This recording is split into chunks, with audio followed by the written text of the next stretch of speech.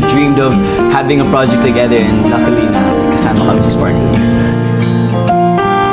The fact that we got to work together for Sparkle U, it's super special.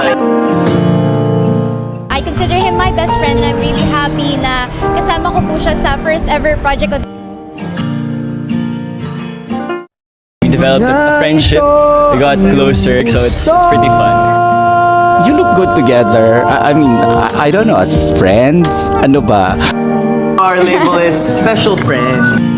Isa po siyang special na tao sa buhay ko. Masasabi kong marami siyang na-contribute na happiness sa parts ng life ko. Special na special ang friendship namin.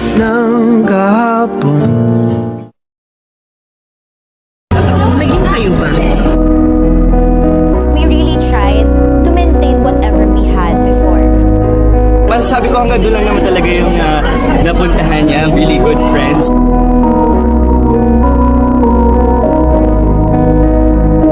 Would you be happier if you were alone in his life?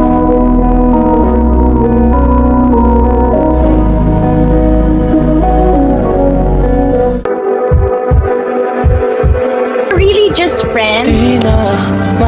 Sobrang proud ako sa kanya kasi kita ko din paano siya nag-start. I was there.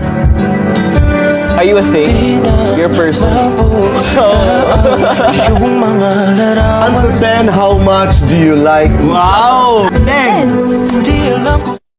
Paano naman nga kaya ako makakaalis sa isang bagay na kung sa lahat ng bagay, ikaw ang naalala ko. Problema mo.